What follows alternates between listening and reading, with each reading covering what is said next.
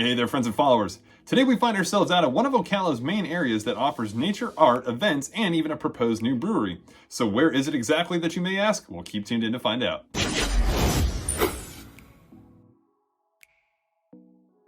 Thanks for tuning in and welcome back. Now, the downtown Ocala area has many new and exciting things popping up around the area for longtime residents and newfound transplants to enjoy respectively. But probably some of the most exciting draws are the landmarks that have been here for, well, as long as I can remember. Probably one of my favorite places to visit is none other than Tuscawilla Park. Now, Tuscawilla Park is a 50-plus acre park located just 1 mile north of the downtown Ocala Square.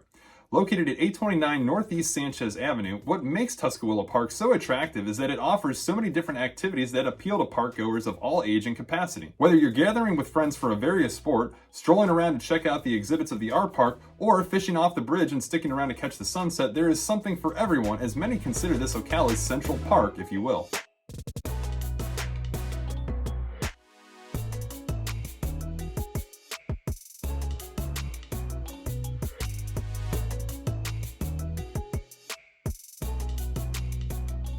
The Tuscawilla area has been part of Ocala since the beginning. Starting off much smaller and sitting just beyond an up-and-coming residential neighborhood, the lake, then known as Taylor Pond, was initially used for dumping raw sewage by the city in the late 1800s.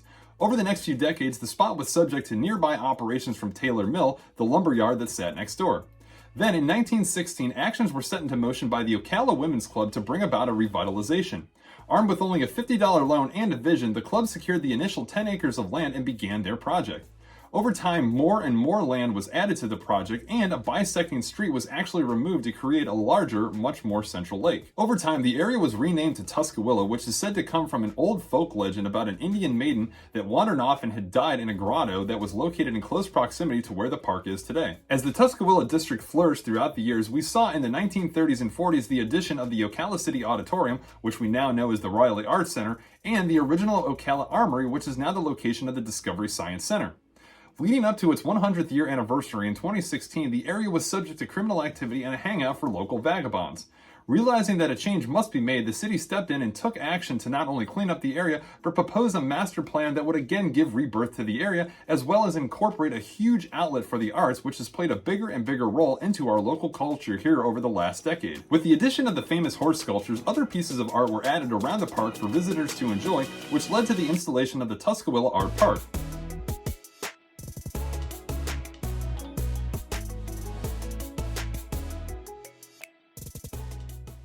This 3-acre section houses different pieces of art that remain both constant as well as rotate with different pieces.